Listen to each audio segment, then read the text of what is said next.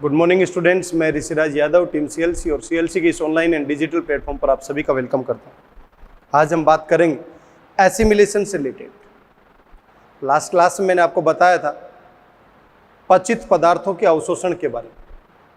जो पचित पदार्थ है उनका अवशोषण कैसे संभव हुआ, कौन कौन से पदार्थों को हमने ब्लड कैपिलरीज के अंदर सेंड किया, कौन कौन से पदार्थों को हमने लिम्फ कैपिलरीज या लैक्टियल्स के पास भेजा। अब उन्हें फाइनली कहां पर पहुंचाना है? ऊतकों के पास पहुंचाना है। ऊतकों के पास विभिन्न क्रियाओं को संपन्न करने के लिए ऊर्जा की आवश्यकता होनी चाहिए। तो वहां पर जाकर ऊर्जा का निर्माण कैसे होगा? जब उस पचित पदार्थ के जो उत्पाद हैं उनका ऑक्सीडेशन संभव होगा तब। तो स्वांगीकरण क्या है इसके बारे में समझते हैं। अवशोषित पदार्थ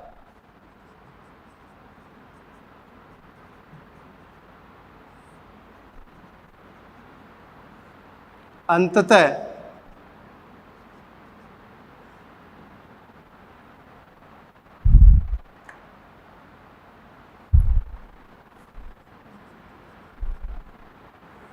ऊतकों या कोशिकाओं के समूह के पास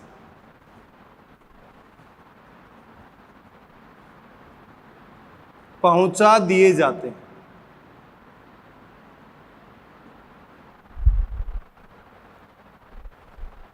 जहां वे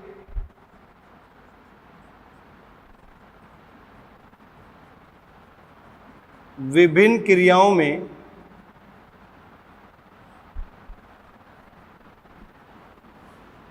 उपयोग में लाए जाते हैं।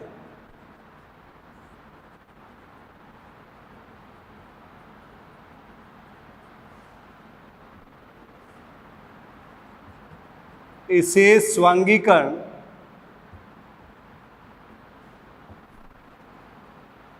कहा जाता है। विभिन्न क्रियाएं कौन सी हैं? जैसे कि मैं कहूं कि यह है C6H12O6। इसका मतलब किसकी बात करें हम? ग्लूकोज की। ग्रुप ऑफ सेल्स के पास ऑक्सीजन भी है, तो मैं कह सकता हूं ऑक्सीजन की प्रेजेंस में इसका ऑक्सीडेशन पॉसिबल हो जाएगा। क्या बनेगा? CO2 plus H2O plus energy. यह एनर्जी किलो कैलोरी की फॉर्म में या मैं कह सकता हूं ATP की फॉर्म में। और जो ये एनर्जी बन रही है ये विभिन्न क्रियाओं को संपन्न करने के लिए उपयोग में लाई जाएगी। तो अवशोषित पदार्थ अंततः कहां चले गए? ऊतकों के पास पहुंच गए। ऊतकों में क्या हो रही है? विभिन्न क्रियाएं संभव हो रही है। विभिन्न क्रियाओं के दौरान क्या हो रहा है? ATP सिंथेसिस, ATP का निर्माण हो रहा है। और जो भी ऊर्जा है उस ऊर्जा का अंतिम रूप होता है उष्मीय ऊर्जा। इसका मतलब हमें सभी ऊर्जाएं जो भी हैं उनको उष्मीय रूप में प्रदर्शित करते हैं। क्लियर है मेरी बात यहां तक? तो जितने भी हमारे पास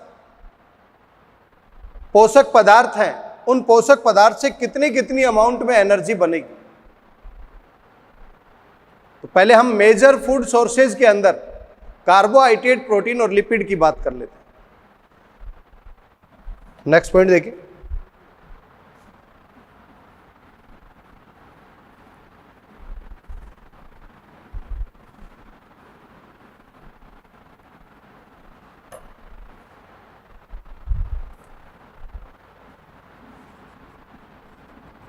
पोषक तत्व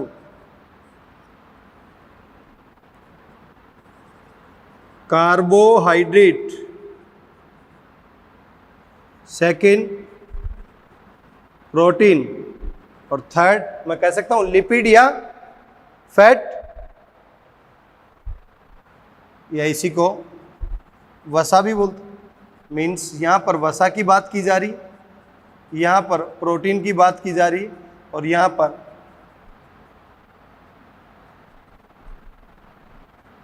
कार्बोहाइड्रेट की बात की जा रही है।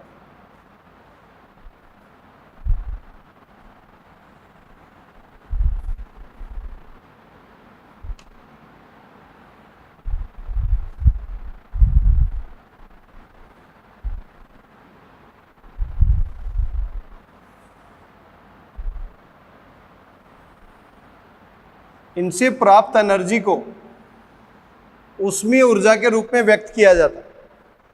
तो हम दो वैल्यू बता रहे हैं यहां पर, एक कैलोरीफिक वैल्यू, कैलोरी मान कितना होगा, और दूसरा इसकी फिजियोलॉजिकल वैल्यू, इसका मतलब कार्यात्मक मान कितना होगा।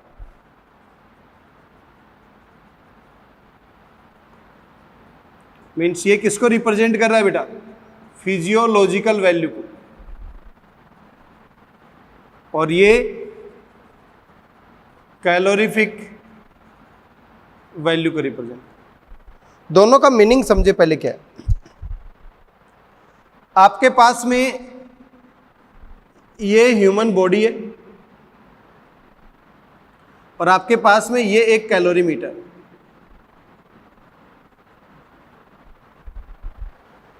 फूड मटेरियल की फॉर्म में कार्बोहाइड्रेट, प्रोटीन और फैट, कार्बोहाइड्रेट, प्रोटीन और फैट, उसको यहां पर भी रखा, आपने यहां पर भी रखा। तो बेटा यहां पर कार्बोहाइड्रेट, प्रोटीन और फैट 100% कॉम्बस्टन या उनका 100% दहन हो जाएगा, लेकिन यहां पर 100% उसका पाचन हो ऐसा संभव नहीं, क्योंकि कैलोरीमीटर में तो उसकी ऊष्मीय ऊर्जा मैक्सिमम निकलेगी, लेकिन हमारी बॉडी में ये फिजियोलॉजिकल वैल्यू देगा, और फिजियोलॉजिकल वैल्यू में हमारी बॉडी में 100% पाचन पॉसिबल हो ऐसा संभव नहीं है। तो मैं कह सकता हूं कैलोरीमीटर कैलोरीफिक वैल्यू जनरेट करता है और हमारी बॉडी फिजियोलॉजिकल वैल्यू, तो कैलोरीफिक वैल्यू का मान हमेशा फिजियोलॉजिकल वैल्यू से ज्यादा होगा। क्लियर है मेरी बात यहां तक।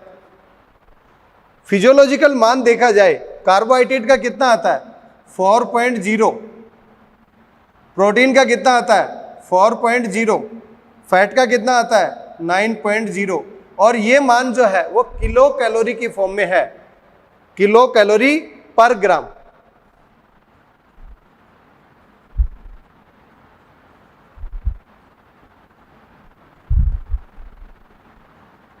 क्लियर। अभी मैंने आपको बताया कैलोरीफिक वैल्यू का मान फिजियोलॉजिकल वैल्यू से क्या होगा ज्यादा, 4.1 किलो कैलोरी पर ग्राम। प्रोटीन की बात की जाए तो 5.65 किलो कैलोरी पर ग्राम, और फैट की तो 9.45 किलो कैलोरी पर ग्राम।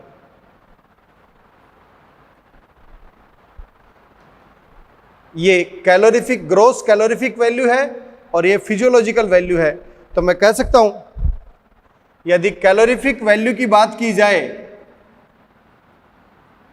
तो fat, then protein and then carbohydrate, ये सीक्वेंस हो। और फिजियोलॉजिकल वैल्यू की बात की जाए तो क्या होगा, फैट सबसे ज्यादा और प्रोटीन एंड कार्बोहाइड्रेट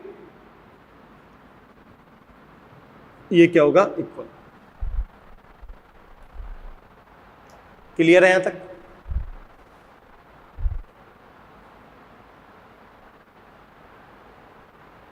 नोट करें तो यहां तक बेटा। अब मैं आपको ये डिफाइन करूंगा कि किलो कैलोरी का मीनिंग क्या है, मीन्स किसी भी ऊर्जा को ऊष्मीय ऊर्जा में कैसे व्यक्त किया जाता है।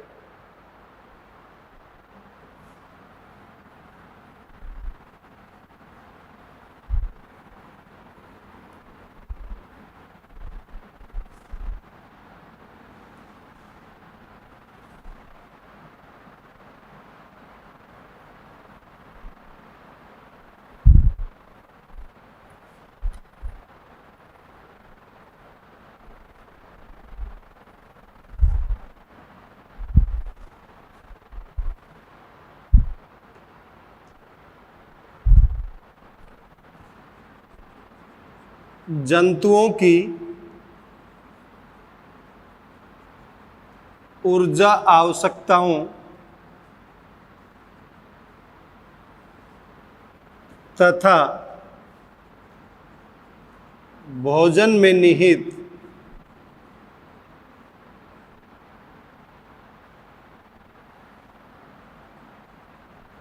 ऊर्जा को ऊष्मीय ऊर्जा में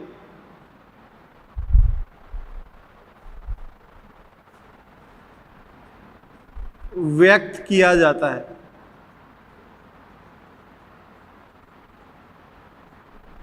जंतुओं की ऊर्जा आवश्यकता है कि किसी को, कोई एक छोटा बच्चा है, कोई एक वयस्क है, कोई एक ओल्ड एज का कोई व्यक्ति है, तो उसकी ऊर्जा आवश्यकता कितनी होगी, उसको किसमें, उसमें ऊर्जा के रूप में, या किसी भी भोजन में कितनी ऊर्जा है उसको उसमें ऊर्जा के रूप में व्यक्त किया जाता है। क्योंकि अंत में सभी प्रकार की ऊर्जा, क्योंकि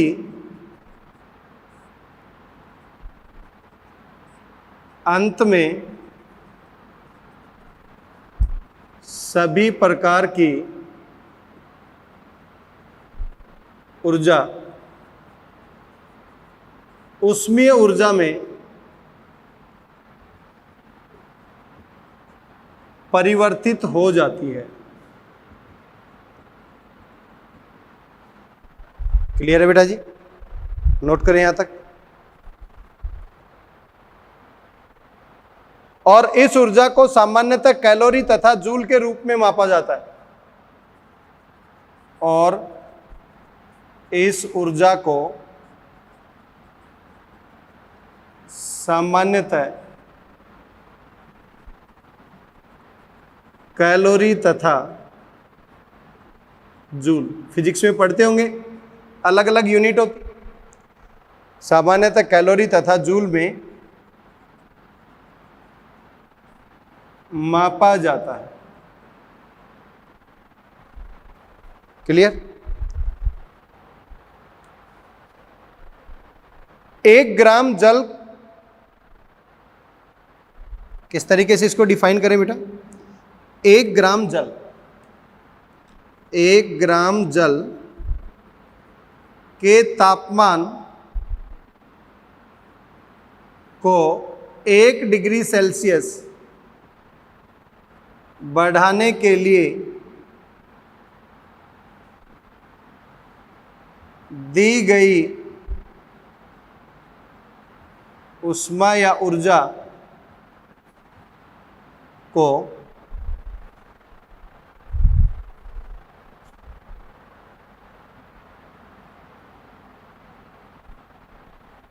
कैलोरी में मापा जाता है।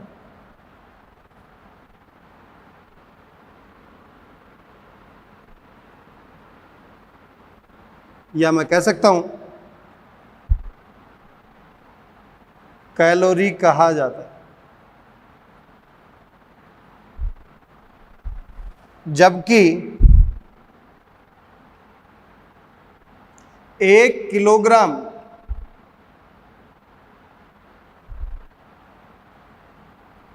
जल के तापमान को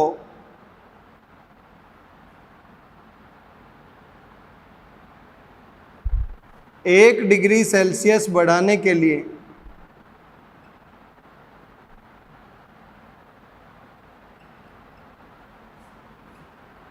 दी गई ऊष्मा या ऊर्जा को किलो कैलोरी कहा जाता है। बेटा 1 ग्राम को 1 डिग्री सेल्सियस बढ़ाना है या 1 किलोग्राम को 1 डिग्री सेल्सियस बढ़ाना है। यदि 1 ग्राम को बढ़ाएंगे तो उसे क्या कहेंगे? कैलोरी। और 1 किलोग्राम को यदि बढ़ाएंगे तो उसे क्या बोलेंगे? 1 किलो कैलोरी। क्लियर है मेरी बात?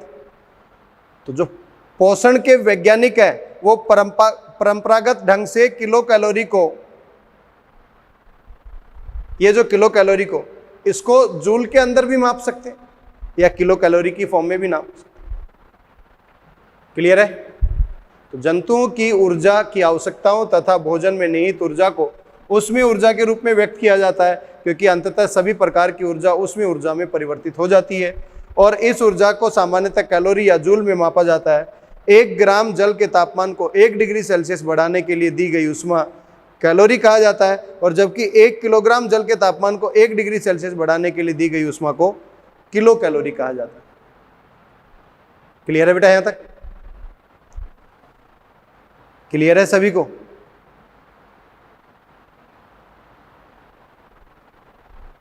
ऊर्जा की आवश्यकता कौन कौन से कारकों पर निर्भर करती है?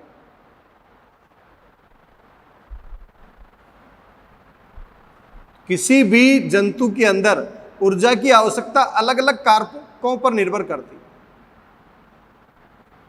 उम्र मीन्स एज कितनी है उस एनिमल की, उसके ऊपर निर्भर करेगी। उसका व्यवसाय क्या है, इसके ऊपर भी, मीन्स ऑक्यूपेशन क्या है। किसी भी जंतु में ऊर्जा की आवश्यकता 4 अलग अलग कारकों पर निर्भर करती है कि उसकी उम्र क्या है, उसका ऑक्यूपेशन क्या है, किस वातावरण में रह रहा है,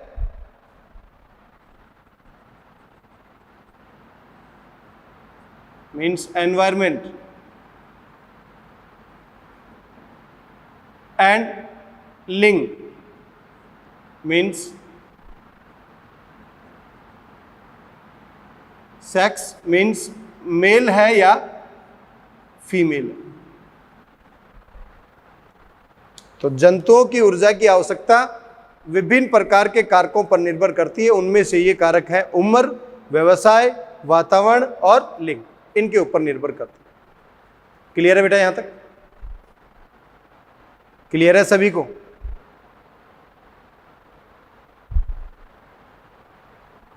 नेक्स्ट पॉइंट की बात करेंगे अब हम।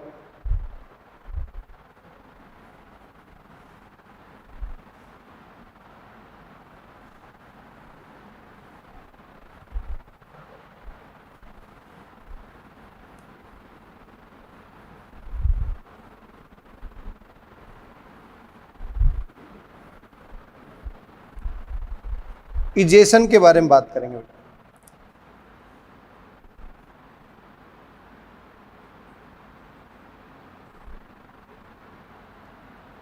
इजेशन, इजेशन का मीनिंग क्या है ये पता होना चाहिए आपको।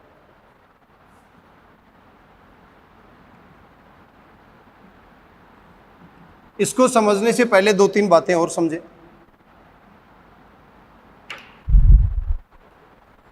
इस चैप्टर का नेम दिया गया डाइजेशन, एब्जॉर्प्शन, और साथ साथ में हम बहुत सारी अलग अलग हेडिंग्स का डिस्कशन कर रहे हैं यहां पर, इजेशन, एसिमिलेशन। तो सबसे पहले हम एक पॉइंट समझते हैं, होलोजोइक मोड ऑफ न्यूट्रिशन। कई जगह पर आप ये देखेंगे होलोजोइक मोड ऑफ न्यूट्रिशन, पोषण का जो प्रकार है वो होलोजोइक। इसका मीनिंग क्या होता है? फूड को इनटेक करना, फूड इनटेक। कहां पर इनटेक कर रहे हैं हम? सबसे पहले माउथ के अंदर। इस फर्स्ट स्टेप को बोल रहे हैं इंजेशन। फूड मटेरियल जैसे ही एलिमेंट्री कैनाल में जाएगा तो इसका केमिकल और मैकेनिकल प्रोसेस से डाइजेशन होगा। इंजेशन के बाद कौन see step I? Digestion. Means भोजन का अंतर्गमन और भोजन का पाचन। पाचन के बाद यहां से मटेरियल ब्लड या लिम्फ के द्वारा टिश्यू के पास जा रहा है। इसका मतलब ये कौन सी स्टेप है? एब्जॉर्प्शन, अवशोषण। एब्जॉर्प्शन के पास, टिश्यू के पास जो पहुंच गया तो वहां विभिन्न क्रियाएं संपन्न होंगी। इसका मतलब एसिमिलेशन या एनर्जी प्रोडक्शन वाली स्टेप होगी। और जो अनडाइजेस्टेड फूड मटेरियल है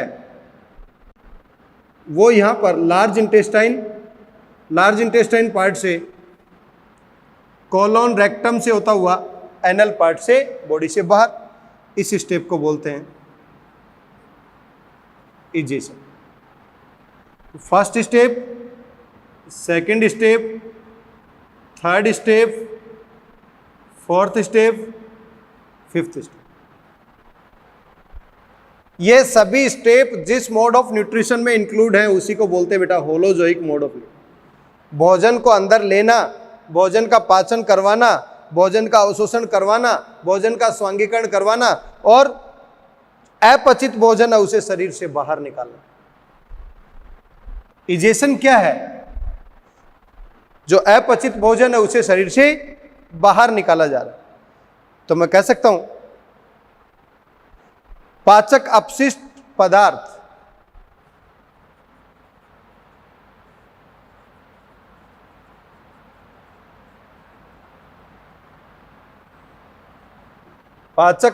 पदार्थ या पदार्थों को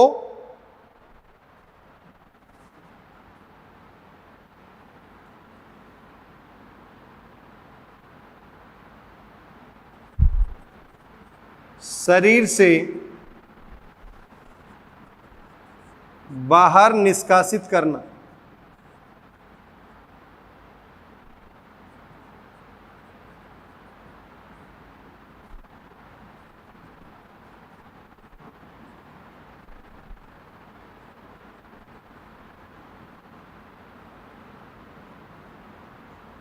वही क्षेपण कहलाता है या इजेशन कहलाता है। और यह बहिक्षेपण की क्रिया जो होती है यह न्यूरल रेफ्लेक्स के द्वारा संपन्न होती है।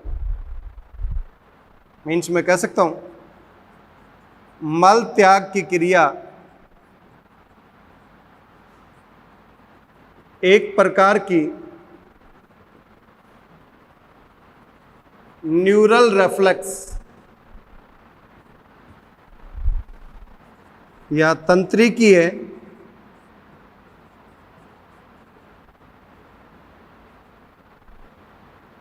प्रतिवर्ती क्रिया है।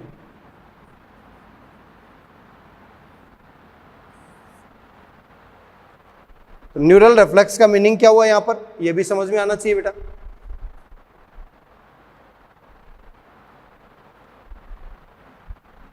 मैंने आपको बताया ऑटोनोमिक नर्वस सिस्टम, स्वायत्त तंत्रिका तंत्र। इसके दो भाग बताए, सिंपैथेटिक नर्वस सिस्टम और parasympathetic nervous system. Parasympathetic nervous system anal sphincter या गुदा अवरोधनी को ओपन कर देता है और sympathetic nervous system anal sphincter गुदा अवरोधनी को क्लोज कर देता है। तो एनल स्फिंक्टर जब तक ओपन नहीं होगा मल का त्याग नहीं होगा। तो एनल स्फिंक्टर को ओपन करने के लिए कौन जिम्मेदार है? Parasympathetic nervous system. तो सबसे पहले आपको यह पता होना चाहिए कि ये जो न्यूरल रेफ्लेक्स है ये कहां से स्टार्ट होना चाहिए। न्यूरल रेफ्लेक्स एलिमेंट्री कैनाल के लास्ट पार्ट जो है वहां से मैसेज हमारे नर्वस सिस्टम के पास जाएंगे। नर्वस सिस्टम में जैसे मैसेज पीएसएनएस के पास पहुंचेगा, प्राणुकंपी तंत्रिका तंत्र के पास, वो एनल स्फिंक्टर को क्या कर देगा? ओपन कर देगा। ओपन करते ही मल त्याग की क्रिया शुरू हो जाएगी। लेकिन मल त्याग की क्रिया एक ऐच्छिक क्रिया है। यह एक ऐच्छिक क्रिया है जिसमें वृद्ध प्रकार की कर्माकुंचन गतियां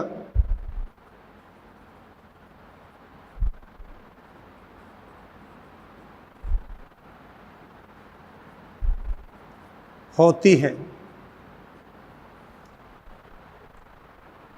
पाचक अपशिष्ट पदार्थों को शरीर से बाहर निष्कासित करना बहिक्षेपण कहलाता है, मीन्स मल का त्याग करना एजेशन कहलाता है, या मल त्याग की क्रिया एक प्रकार की न्यूरल रिफ्लेक्स या तंत्रिकीय प्रतिवर्ती क्रिया है। यह एक ऐच्छिक या वॉलेंट्री एक्शन है जिसमें वृहद प्रकार की कर्माकुंचन गतियां संभव होती हैं। यदि कर्माकुंचन गतियां संभव नहीं होंगी तो मल त्याग नहीं हो सकता। क्लियर है बेटा? यहां तक क्लियर है सभी को? यहां तक नेक्स्ट पॉइंट देखिए।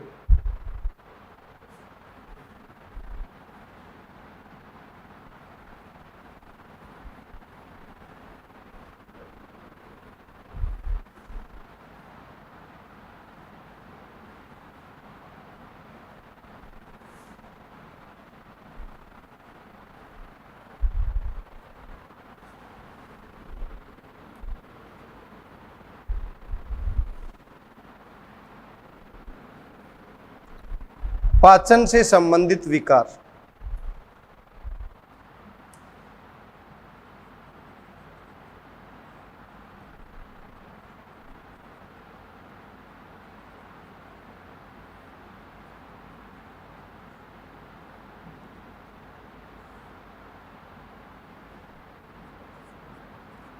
disorders related to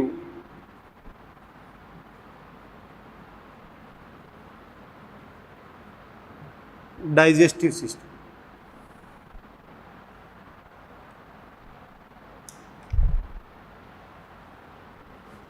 first, second, third, fourth, fifth. आंत्रीय सूजन, इंटेस्टाइनल इन्फ्लेमेशन,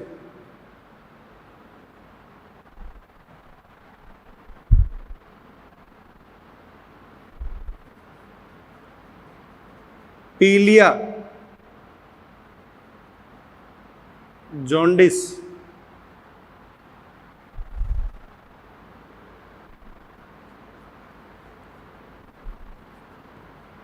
इंडाइजेशन, अपच,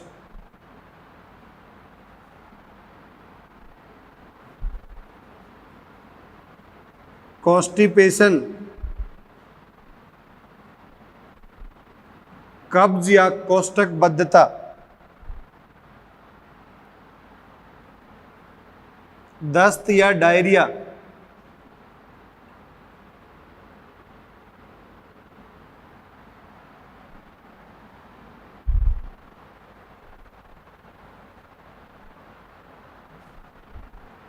ये सभी जो डिसऑर्डर मैंने आपको बताए हैं ये पाचन से संबंधित है।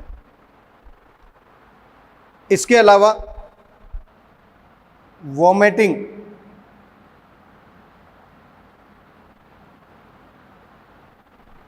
या वमन या उल्टी,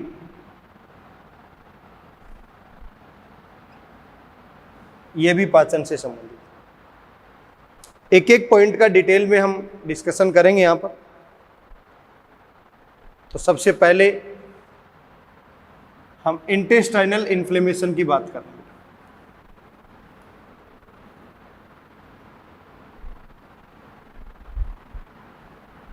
आंतरीय शोध या आंत्रनलिका या एलिमेंट्री कैनाल के अंदर जो सूजन होती है वो कैसे डेवलप हुई, पहले ये पता होना चाहिए।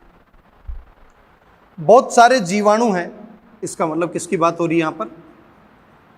बैक्टीरियाज की। बहुत सारे विषाणु हैं, वायरसेस, फीताकृमि, टेपवर्म, गोलकृमि, राउंड वर्म, सूत्रकृमि, thread worm, hook worm and pin worm. ये डिफरेंट जो है हमारी एलिमेंट्री कैनाल या आहार नाल के अंदर संक्रमण कर देते हैं, इन्फेक्शन कर देते हैं बेटा जी। तो जीवाणु के द्वारा, विषाणु के द्वारा, फीताकृमि के द्वारा, गोलकृमि के द्वारा, सूत्रकृमि के द्वारा, हुकवर्म के द्वारा, पिनवर्म के द्वारा जो संक्रमण होता है उसकी वजह से इस आंत्र नलिका में सूजन उत्पन्न हो जाती है। और सबसे मोस्ट कॉमन डिसऑर्डर है ये।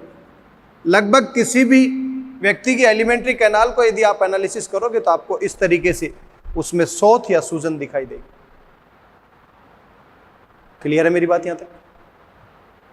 तो सबसे पहला डिसऑर्डर आंत्र नलिका का शोथ या inflammation of alimentary canal, inflammation of alimentary canal. Next point की बात कर रहे हैं। नेक्स्ट है पीलिया या जॉन्डिस। पीलिया में क्या होगा? यकृत, लीवर या इसी को बोलते हैं कलेजी या इसी को बोलते हैं जिगर, इसमें सबसे ज्यादा यकृत, लीवर, कलेजी या जिगर प्रभावित होता है बेटा।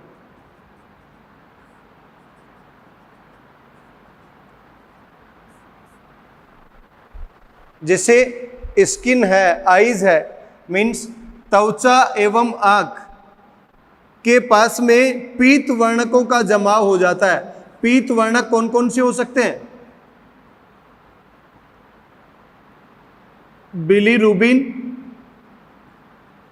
एंड बिलवर्डिन, जिसमें बिलीरुबिन येलो कलर का है और बिलवर्डिन ग्रीन कलर का।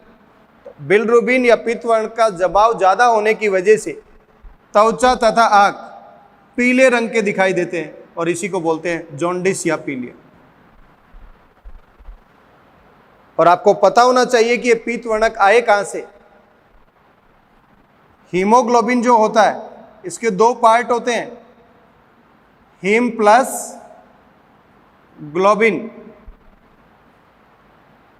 इस हीम पार्ट और ग्लोबिन पार्ट में, हीम में देखा जाए तो आयरन प्रेजेंट होता है फेरस की फॉर्म में। ये ग्लोबिन जो पार्ट है ये एमिनो एसिड की चेन है। हीम पार्ट है, इसमें आयरन एक रिंग की फॉर्म में प्रेजेंट होगा। तो जैसे ही हीमोग्लोबिन का ब्रेकडाउन होता है, हीमोग्लोबिन का ब्रेकडाउन होगा, हीम पार्ट में आयरन और दूसरा होता है पोरफायरिन, पोरफायरिन रिंग का ब्रेकडाउन होगा, तब जाकर ये विभिन्न प्रकार के पीत वर्णक बनेंगे। इसका मतलब कहीं ना कहीं हमारी बॉडी के अंदर इस हीमोग्लोबिन का ब्रेकडाउन एक्सेस अमाउंट में हो रहा है। जितना एक्सेस अमाउंट में होगा हमारे शरीर में पीत वर्णक जमा होना शुरू हो जाएंगे और जिसकी वजह से क्या हो जाता है? जॉन्डिस या पीलिया। क्लियर? नेक्स्ट,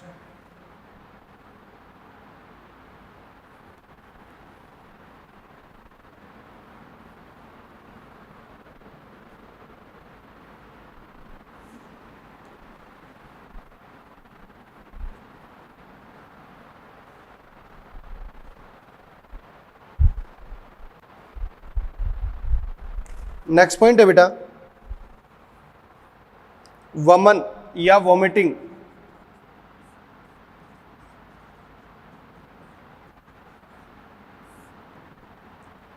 आपको यह भी पता होना चाहिए इसका केंद्र कहां पर होता है। इसका केंद्र जो होता है वो हमारे ब्रेन के अंदर मेडुला पार्ट में होता है। तो वमन का केंद्र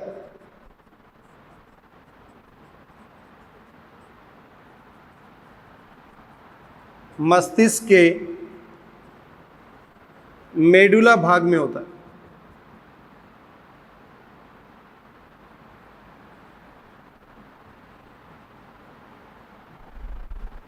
मेडुला, इसके लिए आपको ब्रेन स्टडी करना पड़ेगा।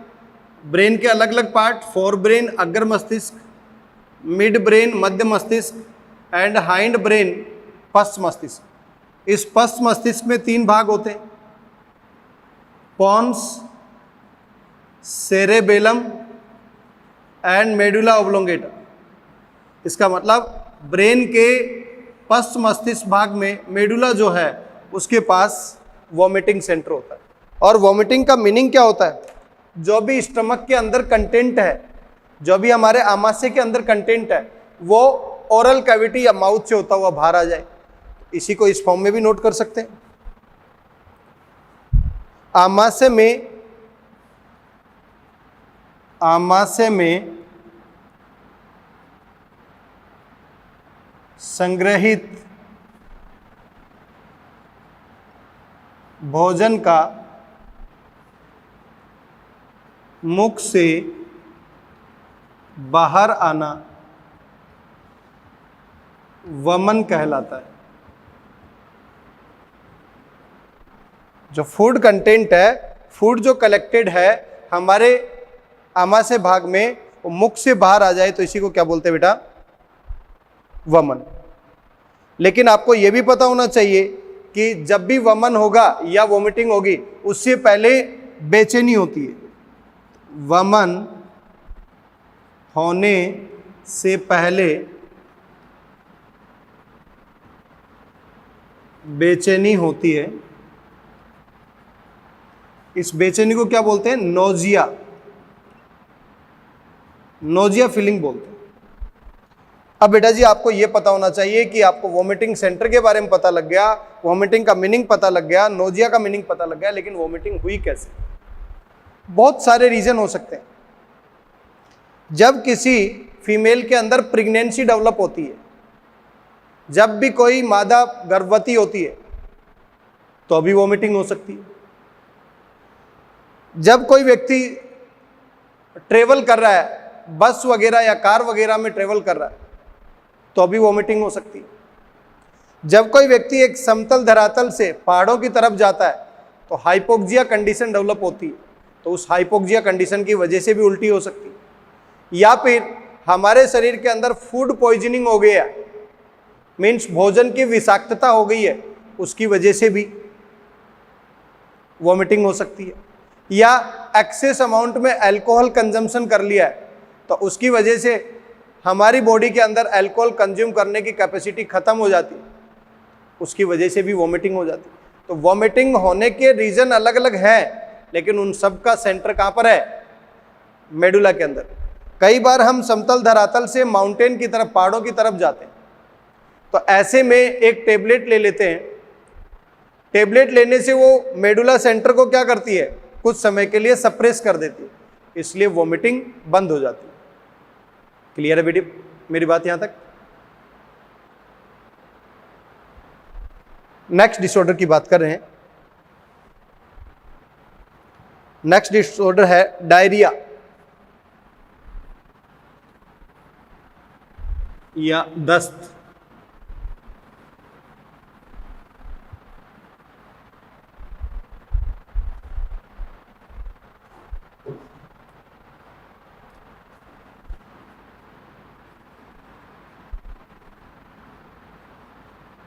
प्रवाहिका या दस्त। देखिए बेटा इसमें क्या होगा, हमारे आंत्र में जो बाउल मूवमेंट होती है उसकी असामान्य गति की बारंबारता होने लगती है। तो मैं कह सकता हूं आंत्र में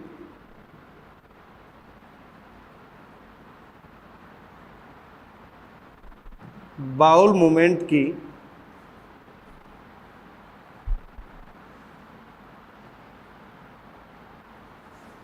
असामान्य बारंबारता।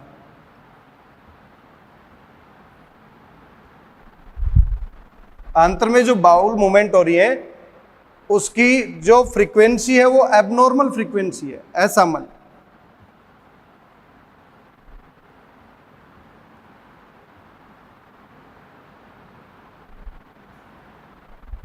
अब बाउल मूवमेंट की एबनॉर्मल फ्रीक्वेंसी है तो इससे होगा क्या बेटा जी? इससे हमारी एलिमेंट्री कैनाल के अंदर फूड मटेरियल बहुत कम समय के लिए रुकेगा। तो मैं ये कह सकता हूं कम समय के लिए रुकेगा तो उससे जल का अवशोषण बहुत कम हो पाएगा। जल का अवशोषण कम हो पाएगा तो ऐसे में जो मल त्याग करेंगे उसमें मल अत्यधिक पतला हो जाता है, मल अत्यधिक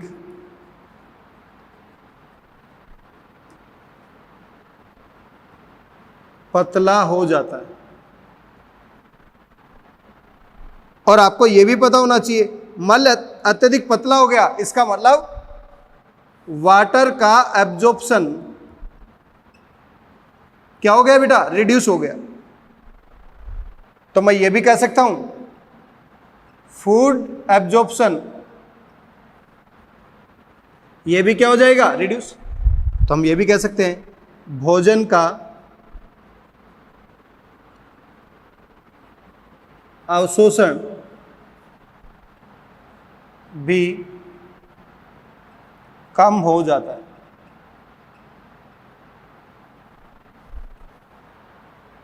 इसका मीनिंग समझे बेटा ध्यान से, क्या मीनिंग कह रहा है। यदि मैं आपको ये कहूं हमने खाना खाया, जैसे ही खाना खाया मुख गुहा में पाचन हुआ, उसके बाद भोजन ग्रसनी ग्रासनाल से होता हुआ आमाशय में पहुंच गया, आमाशय में पाचन हुआ, वहां 4 से 5 घंटे तक रुका, फिर वो ड्यूडेनम या ग्रहणी में पहुंच गया। कहने का मतलब स्मॉल इंटेस्टाइन में भी पाचन हुआ,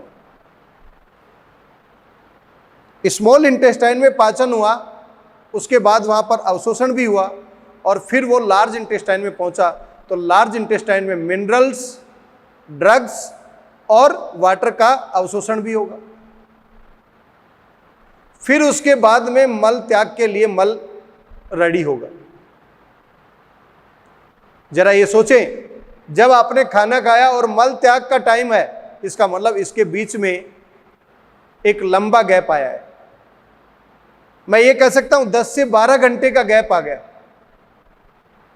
10 से 12 घंटे का गैप आया, इसका मतलब हम कहेंगे कि वो फूड मटेरियल हमारी एलिमेंट्री कैनाल में नॉर्मल 10 से 12 घंटे तक पड़ा हुआ था। तो उस फूड मटेरियल में से जो डाइजेस्टेड प्रोडक्ट बना उसका अवशोषण भी कर लिया और उसमें से जो पानी था उसका अवशोषण भी कर लिया।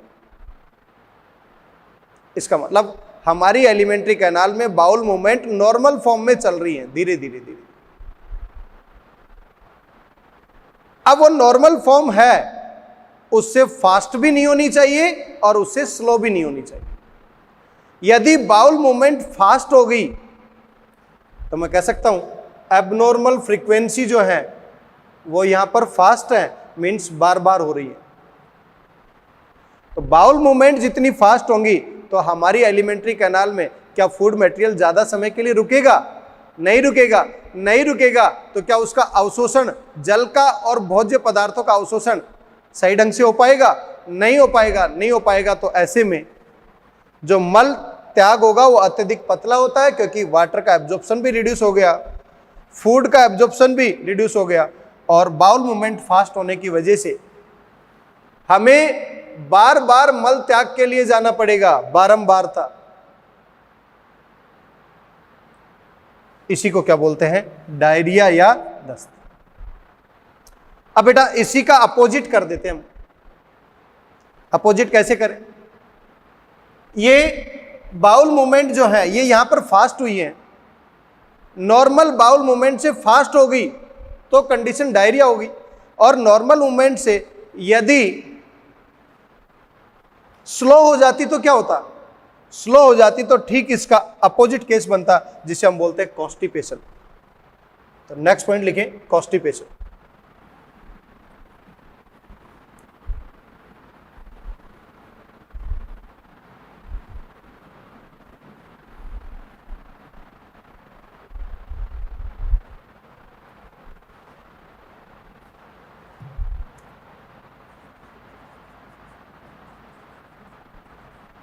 कॉन्स्टिपेशन कब्ज या कोष्ठकबद्धता, इसका मीनिंग भी समझे बेटा क्या है। कॉन्स्टिपेशन में मल लंबे समय तक लार्ज इंटेस्टाइन वाले भाग में रुक जाता है, और आंत्र की गतिशीलता जो है वो अनियमित हो जाती है। तो मैं कह सकता हूं इसमें आंत्र की गतिशीलता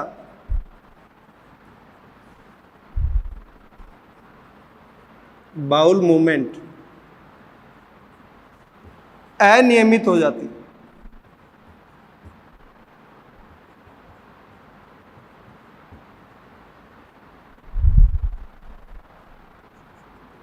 जिससे मल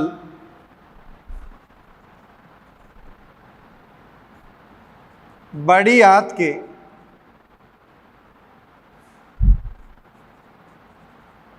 कोलोन या रेक्टम भाग में रुक जाता है।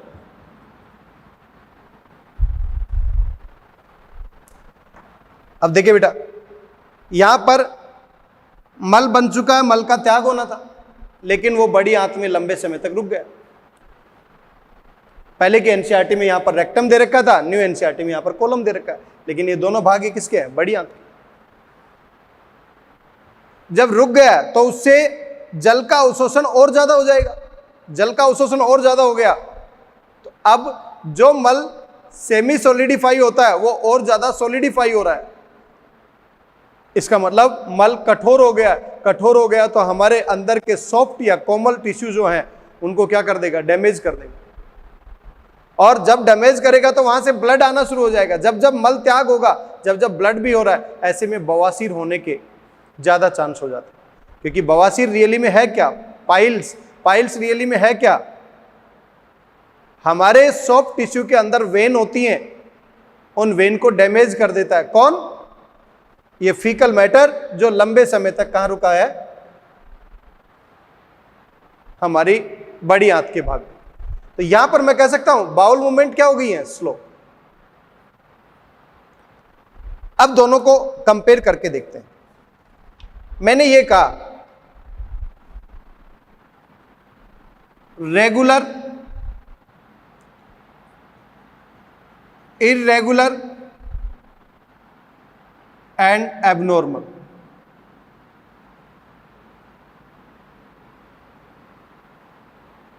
एबनॉर्मल फ्रीक्वेंसी डेवलप हुई, इसका मतलब बाउल मूवमेंट फास्ट है। इर्रेगुलर इट मीन्स स्लो है, और रेगुलर मीन्स नॉर्मल फॉर्म में चल रहा है। यदि हमारी एलिमेंट्री कैनाल में रेगुलर बाउल मूवमेंट प्रेजेंट है तो इसका मतलब डेली खाना और डेली जाना, मीन्स आपने फूड मटेरियल इंजेशन भी किया और मल का त्याग भी किया। डेली खाना और डेली जाना। तो रेगुलर फॉर्म में मैं कह सकता हूं डेली खाना डेली जाना। एबनॉर्मल फ्रीक्वेंसी का मतलब डेली खाना और बार बार जाना, इसका मतलब डायरिया। और डेली खाना और कभी कभार जाना, इट मीन्स कॉन्स्टिपेशन। तो तीनों में आपको डिफरेंस पता लग गया होगा कि जो हम डेली खा रहे हैं उस भोजन का डेली पाचन और अवशोषण हो जाए तो नेक्स्ट डे हम फीकल मैटर को डिस्चार्ज करेंगे। तो डेली खाना डेली जाना, डेली खाना बार बार जाना, तो जल का और भोजन का सही ढंग से अवशोषण नहीं हो पाएगा, तो ऐसे में डायरिया कंडीशन डेवलप हो जाएगी। और डेली खाना और कभी कभार जाना मीन्स कॉन्स्टिपेशन कंडीशन डेवलप हो जाती है। छोटे बच्चों को यदि गाढ़ा दूध दे दिया जाता है तो ऐसे में उनको कॉन्स्टिपेशन हो जाता है, मल त्याग होने में दिक्कत आती है, इसीलिए उनको भैंस का दूध नहीं दिया जाता, गाय का दूध दिया जाता है छोटे बच्चों। क्लियर है बेटा मेरी बात? यहां तक नोट करें तो ये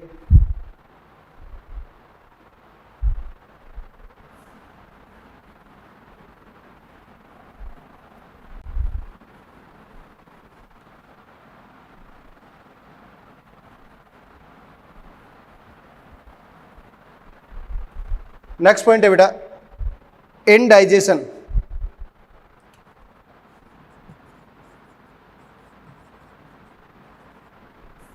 या अपच। देखो नेम इंडिकेट कर रहा है, इन मीन्स इनकम्प्लीट, डाइजेशन मीन्स पाचन। इसका मतलब पाचन पूर्ण है या अपूर्ण है? अपूर्ण है। तो मैं ये कह सकता हूं अपच की स्थिति में भोजन पूरी तरह नहीं पचता है। पहली कंडीशन, अपच की स्थिति में भोजन पूरी तरह नहीं पचता। ऐसी कंडीशन क्यों डेवलप हुई, इसको भी समझना चाहिए आप। कई बार, अभी तो लॉकडाउन चल रहा है, लॉकडाउन धीरे धीरे खुलता है, शादी समारोह भी होने लगते, कुछ फेस्टिवल भी आने लगते। जैसे शादी वगैरह होती है तो हमारे दिमाग में पहले से ये चलने लग जाता है कि आज भाई उस शादी में जाना है और भर पेट खाना है, क्योंकि बहुत दिनों बाद में शादी आई। जैसे ही शादी समारोह में जाते हैं, वहां पर भोजन आपको ज्यादा अच्छा क्यों लग रहा है? क्योंकि वो मसालेदार भोजन है, स्पाइसी फूड है, वैरायटी ऑफ फूड है, अलग अलग प्रकार का भोजन है, अलग अलग प्रकार की डिशेज हैं। आपने सभी प्रकार के डिशेज को थोड़ा थोड़ा कंज्यूम कर लिया तो आपकी बॉडी में जैसे ही डिफरेंट वैरायटीज ऑफ डिशेज और लार्ज अमाउंट में फूड जो बॉडी के अंदर गया, उसके अनुसार हमारा शरीर पाचक रसों का स्राव पर्याप्त मात्रा में नहीं कर पाता। तो ऐसे में भोजन पूरी तरह कैसे पचेगा? क्योंकि पाचक रस का स्राव ही पूरा नहीं हो पाता। क्लियर है मेरी बात? तो मैं कह सकता हूं इस केस में पाचक रसों का स्राव पूर्ण नहीं हो पाता है। एंजाइमों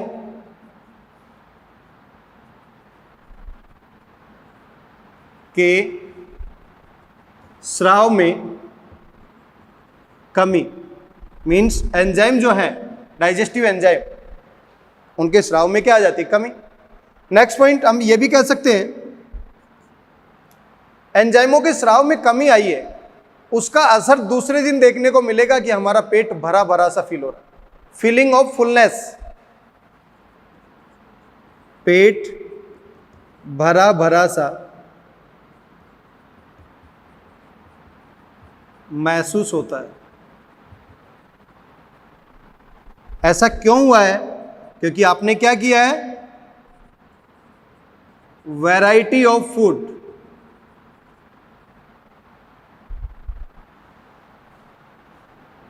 स्पाइसी फूड,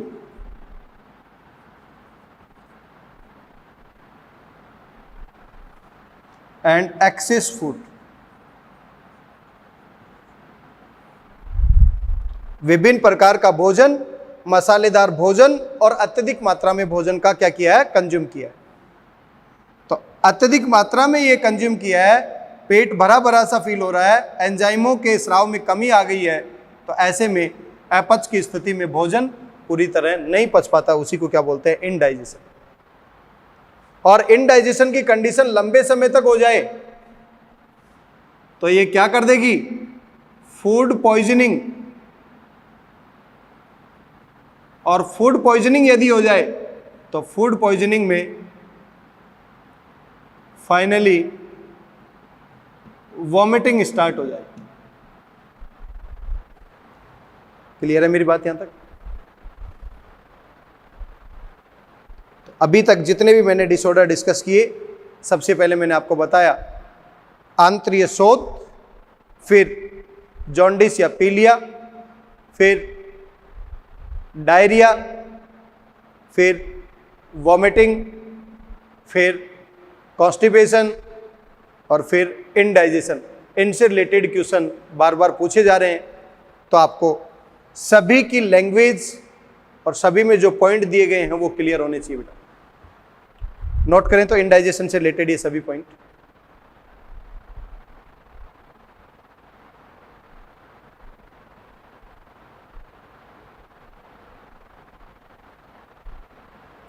अब बात करेंगे हम PEM डिसऑर्डर, प्रोटीन ऊर्जा कुपोषण।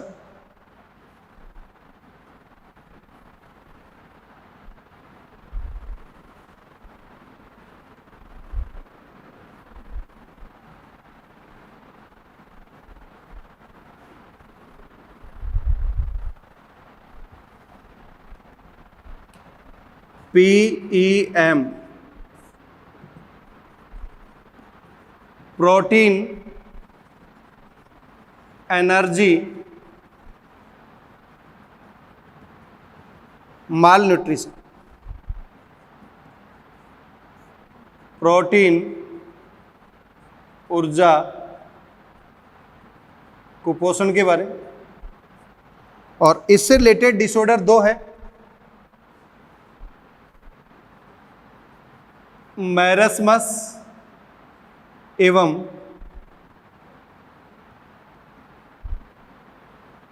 क्वाशियोरकोर। इन दोनों में डिफरेंस देखते हैं कि what is marasmus and what is kwashiorkor. पहले मैरस्मस के कैरेक्टर देखते हैं और फिर क्वाशियोरकोर के, फिर इन दोनों में कंपेयर भी करेंगे। देखिए मैरस्मस कब होगा?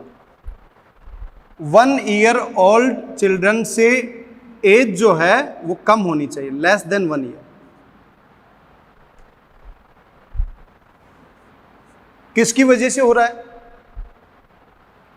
प्रोटीन और कैलोरी दोनों की डेफिशिएंसी की वजह से, दोनों की कमी की वजह से। प्रोटीन की भी कमी हो गई और कैलोरी की भी कमी हो गई। 1 साल से छोटे बच्चे को हो रहा है प्रोटीन एनर्जी माल न्यूट्रिशन, इसीलिए इसको प्रोटीन एनर्जी माल न्यूट्रिशन बोला गया है। और यहां पर भी प्रोटीन की कमी से होगा तो इसको भी प्रोटीन एनर्जी माल न्यूट्रिशन बोला। ऐसा क्यों पॉसिबल हुआ? मां के दूध के स्थान पर प्रोटीन की कमी वाला और कैलोरी की कमी वाला भोजन आपने दे दिया। ऐसा क्यों हुआ? ऐसा तब होता है, आपने सुना होगा, यदि हमारे दो का प्लान, फैमिली प्लानिंग प्रोग्राम होता है, मीन्स हम दो, हमारे दो, मीन्स मदर और फादर, ये भी दो और उनके 2 बच्चे, तो दोनों बच्चों के बीच में एक उम्र का गैप होना चाहिए जिससे पहले बच्चे की परवरिश अच्छे से हो जाए, फिर उसके बाद दूसरे बच्चे की परवरिश हो। क्लियर है मेरी बात यहां तक? तो बेटा जी 2 बच्चों में यदि उम्र का गैप कम होगा तो हम क्या कहेंगे कि पहले वाले बच्चे की तो उम्र अभी छोटी है और मदर के अंदर दूध का बनना बंद हो गया, तो मदर के मिल्क के स्थान पर आपने कम प्रोटीनियस और कम कैलोरी की डाइट उसे दे दी, तो ऐसे में प्रोटीन और कैलोरी की क्या हो जाएगी? कमी हो जाएगी। और इसका मुख्य कारण क्या है? कम अंतराल के पुनः गर्भधारण।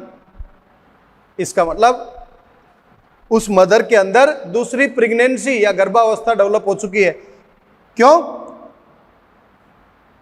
बड़ा बच्चा कम आयु का ही होगा इसकी वजह से, क्योंकि अनजान और अज्ञात कारणों की वजह से यदि शिक्षित परिवार नहीं है तो ऐसे में 2 बच्चों के बीच में यदि अंतराल कम हो गया है तो ऐसे में जो बड़ा बच्चा उसकी आयु अभी कम है, तो उस बच्चे को मदर के मिल्क की जगह कम प्रोटीन और कम कैलोरी का भोजन देने से मैरस्मस रोग हो जाएगा। इसमें होगा क्या? उसकी ग्रोथ कम हो जाएगी, उत्तकों की प्रोटीन का विस्थापन, वहां पर जो उत्तकों में प्रोटीन है उसका विस्थापन होना शुरू हो जाएगा। कृशकायी शरीर मीन्स दुबला पतला शरीर, हाथ पैर अत्यधिक पतले हो जाएंगे, त्वचा शुष्क, पतली तथा झुर्रीदार हो जाएगी, और ऐसे में शरीर का बाहर उसमें कमी आ जाएगी। मंद बुद्धि, इसका मतलब मस्तिष्क का विकास भी प्रॉपर नहीं हो पाएगा।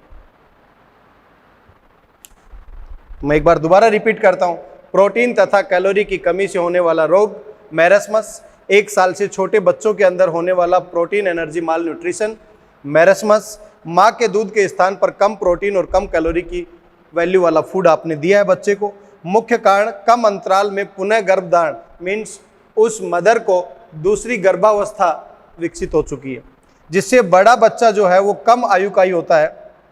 उस बच्चे की वृद्धि कम हो जाएगी, ऊतकों की प्रोटीन का विस्थापन हो जाएगा, कृशकायी शरीर या हाथ पैर अत्यधिक पतले होंगे, त्वचा शुष्क पतली तथा झुर्रीदार होगी, शरीर में भार में कमी आएगी और मंद बुद्धि, इसका मतलब प्रॉपर डेवलपमेंट नहीं हो पा रहा।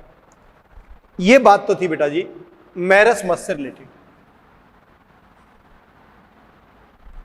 अब हम बात करेंगे क्वाशियोरकर प्रोटीन एनर्जी माल न्यूट्रिशन और इसको मैरस्मस से कैसे अलग किया जा सकता है। यहां पर केवल प्रोटीन की कमी है, इसका मतलब कैलोरी की कमी नहीं है। 1 से 5 साल के बच्चों के अंदर देखने को मिलेगा। तो मां के दूध के स्थान पर आपने क्या दिया? प्रोटीन की कमी वाला भोजन और कैलोरी की अत्यधिकता वाला भोजन। इसका मतलब कैलोरी की तो कमी नहीं हुई लेकिन प्रोटीन की कमी हो, इसीलिए इसको भी क्या बोल रहे हैं? प्रोटीन एनर्जी माल न्यूट्रिशन। जिससे उस बच्चे के मांसपेशियां लटक जाएंगी, मस्तिष्क का विकास रुक जाएगा, वृद्धि रुक जाती है। तो ये सभी कैरेक्टर कैसे हैं? हाथ पतले, पैर पतले हो जाते हैं, ये सभी कैरेक्टर ये मैरस्मस जैसे ही है। लेकिन ये दोनों कैरेक्टर मैरस्मस में नहीं होंगे बेटा, ये क्वाशियोरकर में ही होंगे।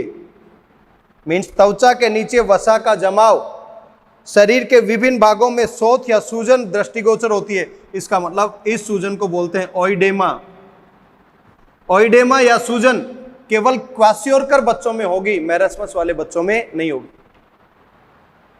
तो प्रोटीन की कमी से होने वाला रोग क्वाशियोरकर, 1 से 5 साल के बच्चों में होने वाला रोग क्वाशियोरकर। मां के दूध के स्थान पर कम प्रोटीन, अत्यधिक कैलोरी वाला फूड देने से मांसपेशियां लटक जाएंगी बच्चे की, मस्तिष्क का विकास रुक जाता है, वृद्धि रुक जाएगी, हाथ पैर पतले हो जाते हैं और मैरस्मस से अलग त्वचा के नीचे वसा का जमाव, शरीर के विभिन्न भागों में शोथ या सूजन दृष्टिगोचर होती है। दिखने में बच्चे में सूजन दिखाई देगी लेकिन अंदर से वो बच्चा मजबूत नहीं है।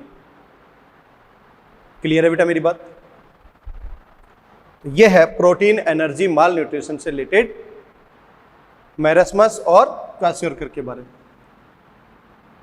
अब बेटा एनसीईआरटी के पीछे एक अभ्यास क्वेश्चन दे रखे हैं, तो मल्टीपल चॉइस क्वेश्चन आपके एग्जाम में पूछे जाते हैं। तो वहां पर 3 मल्टीपल चॉइस क्वेश्चन दे रखे हैं, एक बार उनके ऊपर भी नजर डाल लेते हैं। पहला क्वेश्चन है, आमाशय रस में होता है, आमाशय रस में होता है। First, second, third. इसका मतलब गैस्ट्रिक जूस की बात कर रहा है बेटा। पहले ऑप्शन में है pepsin, lipase,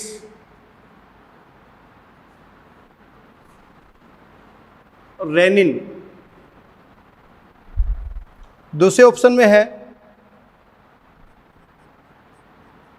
trypsin, trypsin, trypsin. Lipase, pepsin, pepsin, lipase, pepsin, pepsin. Rennin, lipase, rennin, rennin, lipase, rennin. आमाशय रस, इसका मतलब किसकी बात कर रहा है बेटा? गैस्ट्रिक जूस की। और गैस्ट्रिक जूस में ट्रिप्सिन नहीं हो सकता, ये ऑप्शन भी रॉन्ग हो गया, ये रॉन्ग और ये भी रॉन्ग हो गया, क्योंकि ट्रिप्सिन पैनक्रिएटिक जूस का पार्ट है, पेप्सिन है, गैस्ट्रिक लाइपेज है और रेनिन है। एनसीईआरटी में ये रेनिन इस तरीके से लिखा हुआ है बेटा, तो वहां पर डबल एन लगा लेना है, क्योंकि ये रेनिन इसको रिप्रेजेंट कर रहा है। क्लियर? दूसरा क्वेश्चन,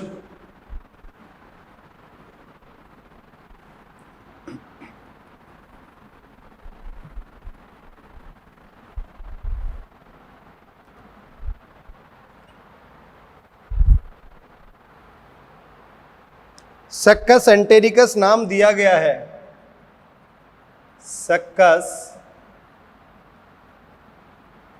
एंटेरिकस नाम दिया गया है।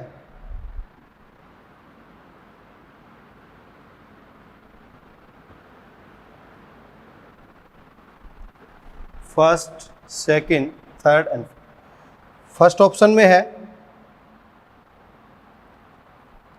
इलियम और बड़ी आंत के संधि स्थल के लिए,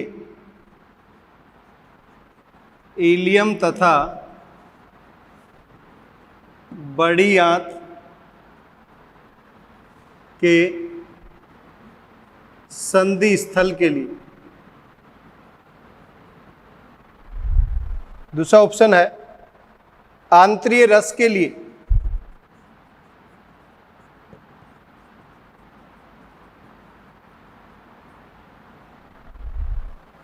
तीसरा ऑप्शन है आहार नाल में सूजन के लिए।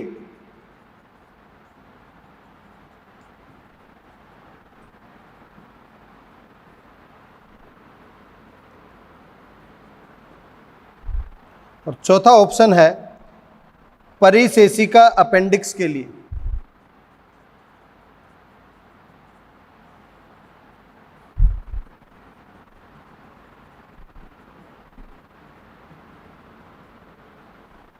देखिए बेटा, ये भी सक्कस एंटेरिकस, किसका नेम है succus entericus? Intestinal juice. Intestinal juice को क्या बोलते हैं हम? आंतरीय रस। तो करेक्ट ऑप्शन क्या होगा? सेकंड। आहार नाल में सूजन है, इसे तो हम बोलते हैं एलिमेंट्री कैनाल सोथ। परिशेषिका वर्मीपोर अपेंडिक्स, यह अवशेषी अंग है।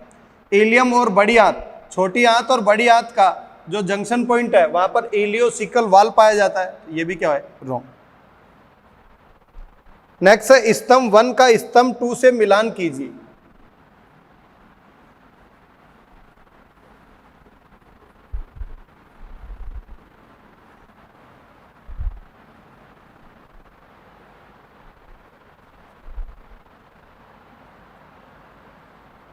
स्तंभ 1 का 2 से मिलान कीजिए।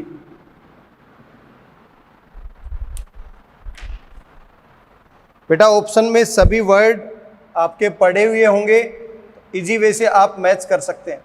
ये स्तंभ 1 है, ये स्तंभ 2 है।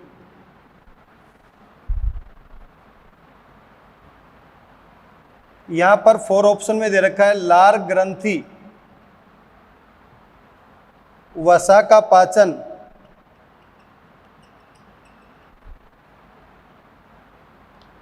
स्टार्च का जल अपघटन, मंड या स्टार्च का जल अपघटन। फर्स्ट ऑप्शन में दे रखा है बिलीरुबिन एंड बिलवर्डिन।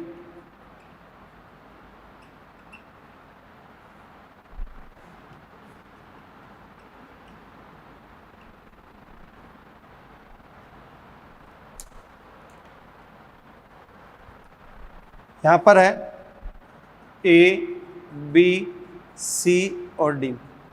डी ऑप्शन में दे रखा है एमाइलेज,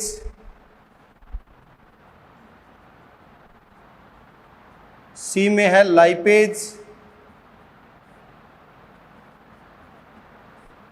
बी में है पीत और ए में है पैरोटिड।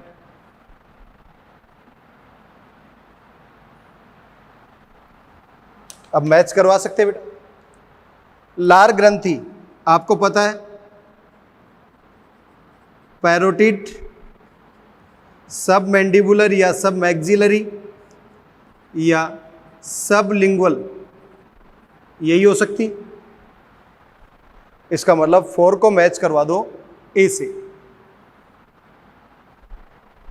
वसा का पाचन, वसा का पाचन कौन कर सकता है?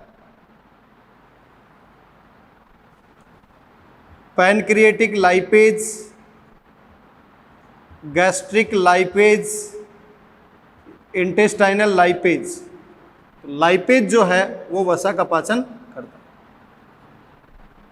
गैस्ट्रिक लाइपेज कर नहीं पाता है क्योंकि वहां पर पीएच कैसी होती है? एसिडिक।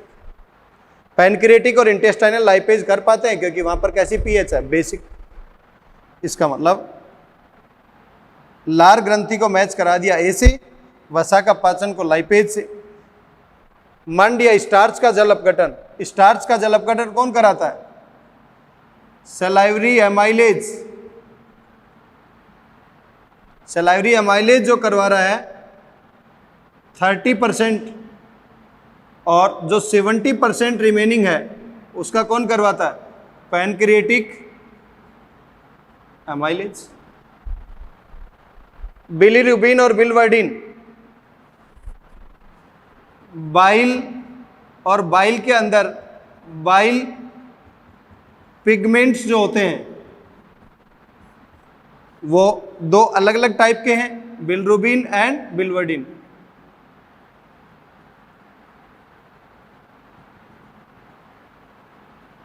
ये येलो कलर का है और ये ग्रीन कलर का। अब इजी वे से आप मैच करवा सकते हैं। सभी वर्ड आपके पढ़े हुए। क्लियर है बेटा यहाँ तक? तो एनसीईआरटी के जो अभ्यास में पहले मल्टीपल चॉइस क्वेश्चन दे रखे थे वो 3 क्वेश्चन भी मैंने आपको कराए। आज हमने एसिमिलेशन पार्ट को देखा, इजेशन पार्ट को देखा, physiological value and calorific value के बारे में स्टडी किया और डाइजेस्टिव सिस्टम से रिलेटेड डिसऑर्डर के बारे में स्टडी किया। तो बेटा जी आज के लिए इतना ही। क्वेश्चन प्रैक्टिस करते रहें बार बार। टीम सीएलसी लगातार आपके लिए मेहनत कर रही है, आप भी इसी तरीके से करते रहें तो सक्सेसफुल रिजल्ट आपको मिले। Wish you all the best and thank you so much.